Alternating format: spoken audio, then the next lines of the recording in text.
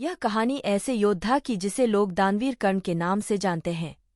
कर्ण पांडवों में सबसे बड़े थे और इस बात का पता सिर्फ माता कुंती को ही था। कर्ण का जन्म कुंती के विवाह से पहले ही हो गया था, इसलिए लाइकलाज के डर से कुंती ने कर्ण को छोड़ दिया था। लेकिन कर्ण का जन्म कुंती के विवाह से पहले कैसे हो गया, इसके पीछे भी एक कहानी है। बात उस समय की है जब कुंती का विवाह नहीं हुआ था और वह सिर्फ राजकुमारी थीं। उसी दौरान ऋषि दुर्वासा पूरे 1 वर्ष के लिए राजकुमारी कुंती के पिता के महल में अतिथि के रूप में ठहरे।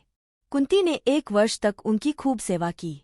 राजकुमारी की सेवा से ऋषि दुर्वासा प्रसन्न हो गए और उन्होंने कुंती को वरदान दिया कि वो किसी भी देवता को बुलाकर उनसे संतान की प्राप्ति कर सकती हैं।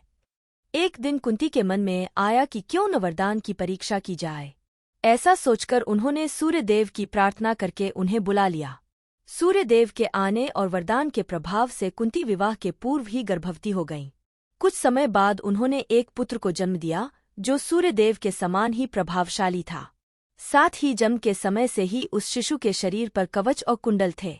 कुंवारी अवस्था में पुत्र की प्राप्ति के कारण लोकलाज के डर से कुंती ने उसे एक डिब्बे में बंद करके नदी में बहा दिया। बक्सा एक सारथी और उसकी पत्नी को मिला जिनकी कोई संतान नहीं थी। वो दोनों कर्ण के रूप में पुत्र को पाकर बहुत खुश और उसका लालन पालन करने लगे।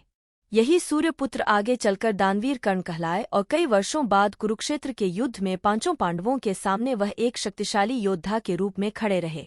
हमारे चैनल पर ऐसी ही अनमोल कथाएं और कहानियां सुनने को मिलेंगी। अगर आपको हमारा कंटेंट पसंद आता है तो चैनल को लाइक, शेयर और सब्सक्राइब करें। आपका सहयोग हमारे लिए महत्वपूर्ण है।